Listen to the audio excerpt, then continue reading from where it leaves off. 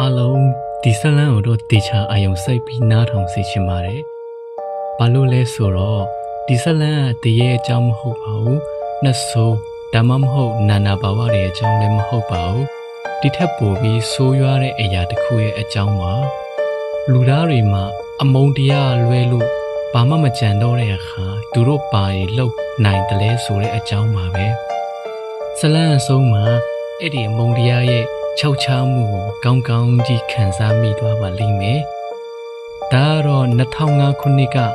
ဂျပန်နိုင်ငံရဲ့နာမည်ကြီးဖိုရမ်တစ်ခုဖြစ်တဲ့နိချန်ကနေလူတစ်ယောက်တင်ခဲ့တဲ့အကြောင်းအရာပဲဖြစ်ပါတယ်။အင်တာနက်ပေါ်ကလူတွေကတော့သူ့ကို M လို့အမည်ပေးထားကြပါတယ်။ဒါပေမဲ့ကျွန်တော်ကလည်းသူ့ကို M လို့ခေါ်ပြီးတော့ဇလန်ကိုပြောပြရမယ်ဆိုရင်ပါစက်ထဲမှာတစ်မျိုးကြီးဖြစ်လို့သူ့ကို C ဆိုတဲ့နာမည်ကိုပြောင်းပြီးတော့ခေါ်ပါမယ်။စီယာနွေရာဒီចောင်းပေးရက်မှာကြီးလက်တေတာသူ့ရဲ့မိသားစုအိမ်ဟောင်းကြီးစီကိုအလဲတွားခဲ့တယ်ဗျ။တနေ့တော့စီယာအိမ်နောက်ဖေးရ10စုနှစ်ပေါင်းများစွာဘသူမှမထီပဲပစ်ထားခဲ့တဲ့ကိုတောင်ကိုတန်ရှင်းရလုပ်ဖို့ဆုံးဖြတ်လိုက်တယ်။ဖုံတွေထူပြီးမောင်မဲနေတဲ့အဲ့ဒီကိုတောင်အစွန်ဆုံးမှာတစ်တီလေးတစ်လုံးကိုသူတွေးလိုက်ရတယ်။ဂျပန်ရိုးရာမှာခါတာခူလီလို့ခေါ်တဲ့ညံစမ်းတစ်တာလေးတွေရှိတတ်ပါတယ်။တစ်တာချက်တွေကိုတစ်ခုချင်းစနစ်တကျရွှေ့မှဖွင့်လို့ရတဲ့လက်ပတဲ့လက်ရာလေးတွေပေါ့။ဒါမဲ့ဒီတစ်တာကတော့တစ်မျိုးကြီးဖြစ်နေတယ်။တစ်တာဟောင်းနှမ်းပြီးမဲနဲ့နေတယ်။ပြီးတော့တစ်တာမျက်နှာပြင်ပေါ်မှာအနီရောင်ရင့်ရင့်အစွန်းအထင်းတွေကတစ်တာထဲအထိဆွဲထင်နေတယ်။စီရအဲ့ဒီတစ်တာကိုအိမ်ထဲတည်လာပြီးအခန်းစပွဲပေါ်မှာတင်လိုက်တယ်။ဘလို့ဖွင့်ရမလဲဆိုတာကိုသူစမ်းကြည့်နေခဲ့ရပေါ့။အညနေမှာပဲသူ့တငယ်ချင်းမလေးကသူမရဲ့9နှစ်အရွယ်ညီမလေးကိုခေါ်ပြီးအိမ်အလေရောက်လာတယ်။စီရတောက်เสียတွားယူဖို့မိဖို့ချောင်းတဲကိုဝင်သွားတဲ့အချိန်မှာတငယ်ချင်းမလေးကစပွဲပေါ်ကတစ်တာကိုတွေ့ပြီးကောက်ကင်လိုက်တယ်။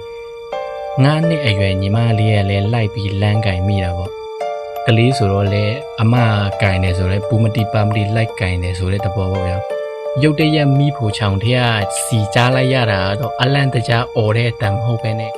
နာကျင်လုံးလုံးអော်ဟစ်လိုက်တဲ့အတန်မျိုးသူပြေးထွက်လာတဲ့အခါမှာတော့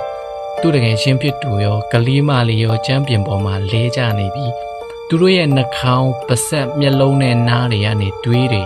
အရှင်ဟုန်နဲ့ထွက်နေပြီးအသက်ရှူဖို့ရုန်းကန်နေရတယ်တဲ့သူတို့ကိုစီးအောင်အမြန်ပို့ခဲ့ပေမဲ့လည်းဆရာဝန်တွေကတော့ပါကြောင်ဖြစ်မှန်းရှာမတွေ့ဘူးတဲ့အစိတ်မိတာတွေလည်းမရှိဘူးထိခိုက်တန်ရာလည်းမရှိဘူးတဲ့စီရသူ့ဦးလေးစီကိုဖုံးဆက်ပြီးတစ်တာအကြောင်းပြောတဲ့အခါမှာတော့ဦးလေးဖြစ်သူကဖုံးထဲမှာတင်တိတ်ဆိတ်သွားပြီးတော့အဲ့တစ်တာဘယ်မှာတွေ့ရလဲကိုတောင်ထဲဝင်ခဲ့ရလားတစ်တာနားကလုံးဝမသွားနဲ့ဘာမှမထီနဲ့အိမ်ထဲကနေထွက်ခဲ့ငါအခုချက်ချင်းဖုံးကြီးကိုသွားပြင်မယ်ဆိုပြီးတော့တုံရင်နဲ့ပြန်ပြောခဲ့တယ်တဲ့ညဘက်မှာဦးလေးဖြစ်သူကရှင်တော်ဖုံးကြီးတပားနဲ့ရောက်လာတယ်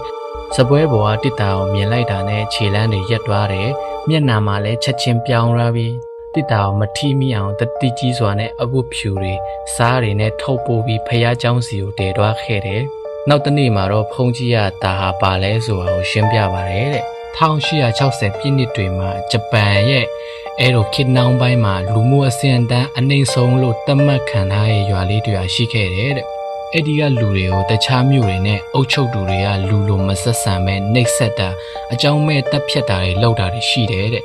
သူတို့မှပြန်တိုက်ဖို့လက်နက်လည်းမရှိတယ်လို့အာဏာလည်းမရှိဘူးတဲ့သူတို့မှရှိတာအမုန်းတရားတစ်ခုတည်းပဲတဲ့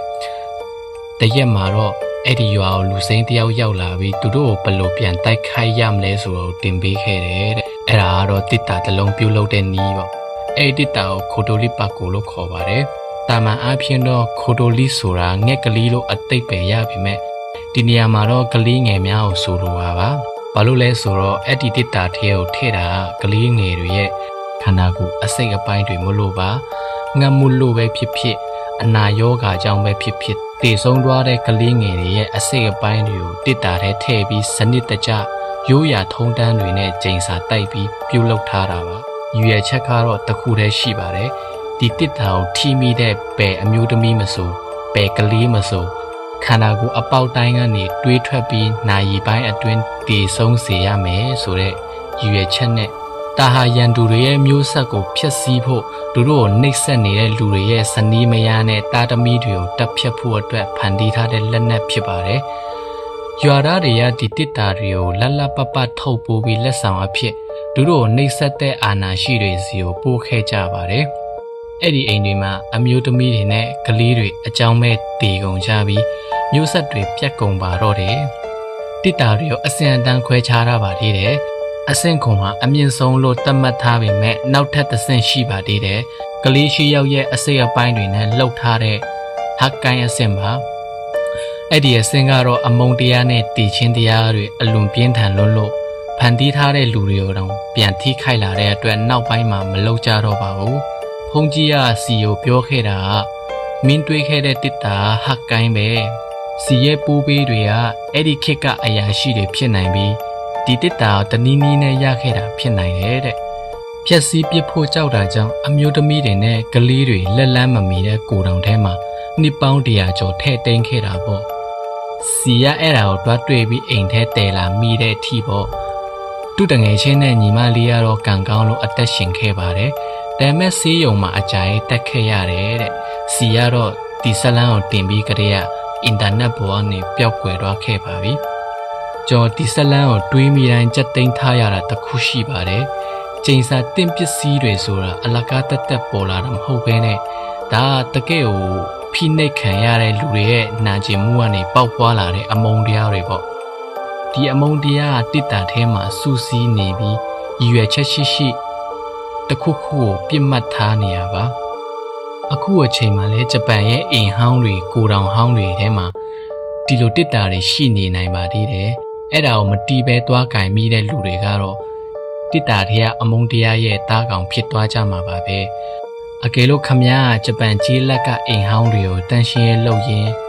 တစ်တာတွေတွေးစွန်းတယ်လို့အစွန်းထင်းတွေပါတဲ့လာပတဲ့ညံစမ်းတစ်တာလေးတွေကိုတွေးခဲ့မယ်ဆိုရင်ချက်ချင်းချထားလိုက်ပါဝေးဝေးကိုရှောင်ထွက်လိုက်ပါပြီးတော့အမျိုးသမီးဒါမှမဟုတ်ကလေးတယောက်ကိုလုံးဝမထိခိုင်းပါနဲ့အားလုံးပဲအမုန်းတရားကင်းကင်းနဲ့ကောင်းကောင်းအိပ်စက်နိုင်ကြပါစေကောင်းတော့ညပါ